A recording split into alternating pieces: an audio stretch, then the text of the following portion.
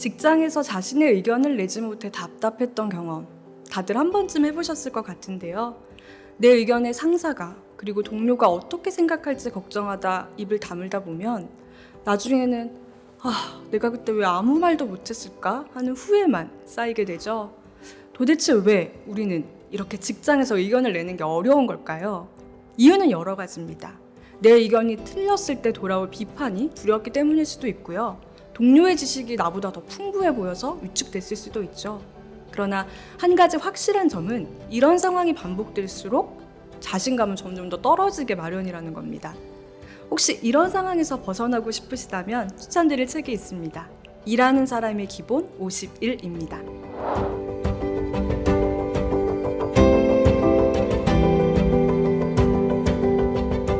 중국 위챗 공식 채널에는 우리나라의 블라인드처럼 직장인들이 직장 생활의 고충을 나누는 커뮤니티가 있다는데요.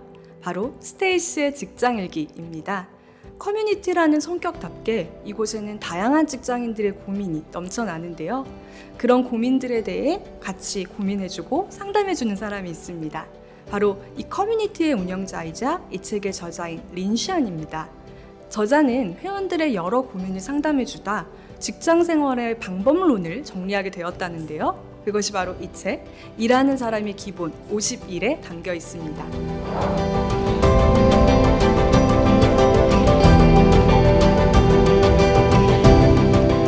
먼저 이 질문을 드려볼게요. 우리 직장인들은 왜 이렇게 직장에서 의견을 내는 걸 어려워하는 걸까요? 많은 이유가 있겠지만 저자는 자신감 부족을 꼽습니다. 보통 사람들은 자신이 가진 생각이 타인에게 인정받을 수 있을지 확신이 서지 않으면 의견을 내는 걸 주저하게 되잖아요. 그래서 나 자신의 가치를 알고 내 생각이 팀이나 회사에 기여할 수 있는 중요한 부분이라는 걸 스스로가 인식할 수 있다면 상황은 달라질 것 같은데요. 저자 역시 이 부분이 중요하다고 이야기합니다.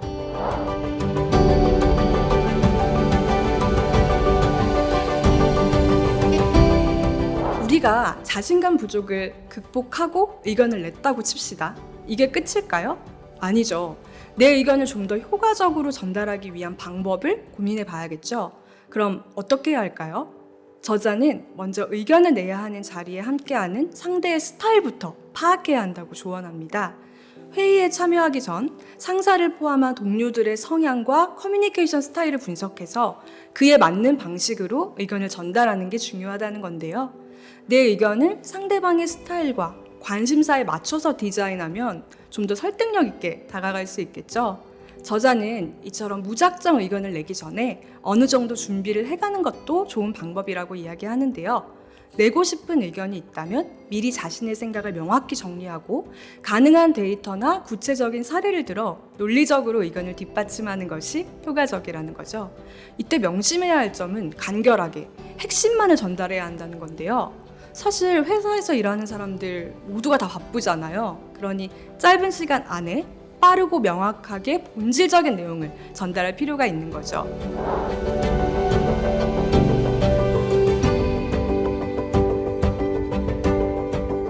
우리가 앞서 자신감 부족을 극복하고 효과적으로 의견을 전달하는 방법까지 살폈는데요. 이 스텝까지 따라오셨다면 단순히 의견을 내고 전달하는 것뿐만 아니라 상대방과 원활한 소통을 이어가는 게 중요합니다. 예를 들어 상대방이 내 의견을 제대로 이해하지 못했다고 느낄 때 흔히 우리는 제 말 이해되셨나요? 라고 묻죠. 저자는 이보다는 제가 뜻을 분명하게 전달했나요? 라고 묻는 것이 훨씬 더 효과적이라고 조언합니다. 왜일까요? 뉘앙스의 차이가 느껴지시나요? 전자의 질문은 상대방에게 책임을 떠넘긴다는 인상을 주는 반면 후자는 소통 과정에서 내가 책임을 지겠다는 그런 자세가 느껴지지 않으시나요? 이 작은 차이가 상사나 동료들에게 신뢰감을 줄 수 있고 결국에는 내 의견이 더 잘 받아들여질 수 있는 그런 환경을 만들게 되는 거죠.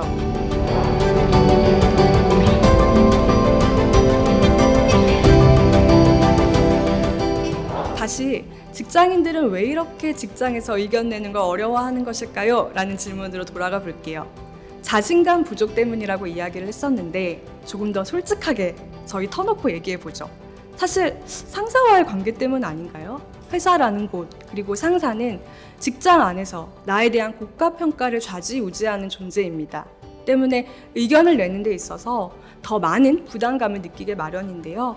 저 역시 그런 경험이 많이 있습니다. 굉장히 제가 내향적이고 자신감이 많이 부족한 타입이다 보니까 직장에서 의견을 낼 때 항상 위축돼 있던 경험이 많았어요. 그런데 사실 이 자신감 부족도 결과적으로는 많은 연습을 통해서 극복할 수가 있습니다. 우리가 아이돌을 봤을 때도 처음부터 춤을 잘 추는 친구들도 있지만 대부분의 아이돌은 처음에는 춤을 잘 못 추다가 많은 연습을 통해서 자신만의 춤선을 개발하는 경우가 많잖아요. 또 글을 잘 쓰려면 어떻게 해야 될까요? 수없이 많은 글을 써봐야 합니다. 그런 것처럼 의견을 내는 것도 지속적인 연습이 필요한 것이고요. 그 연습하기 전에 저자가 제안하는 것이 바로 매니징업입니다. 이 매니징업이란 개념은요, 상사에게 자신의 의견을 잘 전달하고 그 과정에서 자신의 가치를 어필하는 기술을 뜻하는데요. 저자는 이를 위해서는 상사가 어떤 정보를 중요시하는지, 어떤 방식으로 보고받기를 원하는지를 파악하고 그에 맞춰 의견을 제시하는 것이 중요하다고 조언합니다.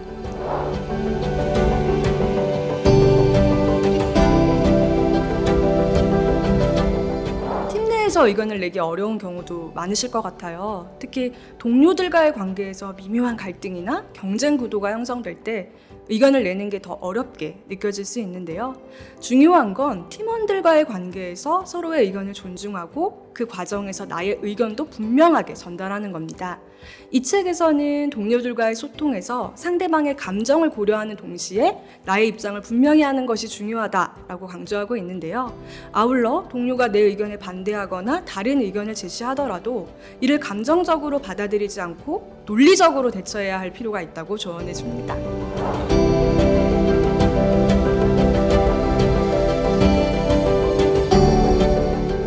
그런데 단순히 의견을 내는 것도 중요하지만 어렵게 낸 의견이니만큼 내 의견을 관철시키는 것도 그에 못지않게 중요하잖아요.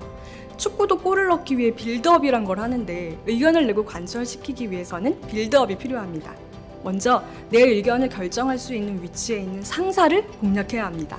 저자는 상사를 유형별로 나누고 각 상사의 유형에 맞게 대응하는 방법을 소개하는데요. 예를 들어 내 상사가 성격이 급한 편이라면 빠르고 명확한 소통을 위해서 두 갈식으로 말하실 필요가 있고요. 만약 상사가 비판적인 편이라면 충분한 자료를 준비한 후에 의견을 나누는 것이 효과적입니다. 내 의견을 지지하거나 반대할 수 있는 동료도 공략할 필요가 있습니다. 저도 이 점이 너무 중요하다고 생각을 하는데요. 내가 의견을 냈는데 상사는 내 의견을 반대하지만 동료들은 다 지지하는 상황이라면 상사도 다시 한번 생각하게 되거든요. 그렇기 때문에 동료와의 관계를 잘 다지는 게 무엇보다 중요합니다.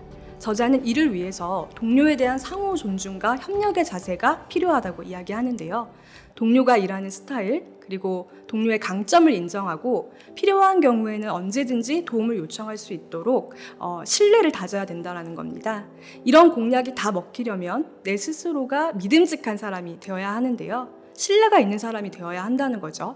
그래서 저자는 일관된 행동을 보여주거나 업무 마감 기한을 반드시 지키는 등의 행위를 통해서 미리 신뢰를 쌓아보라고 조언합니다.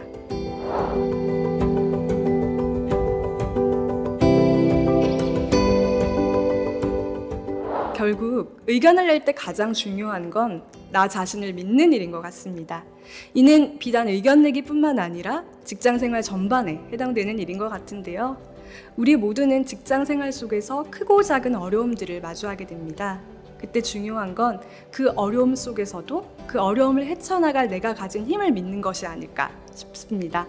일하는 사람의 기본 50일 역시 나 자신을 믿으라는 메시지를 전하는데요. 사실 여러분은 이미 충분히 잘하고 계십니다. 이제는 그 힘을 여러분의 목소리를 통해 직장에 그리고 세상에 보여주셔도 좋겠습니다.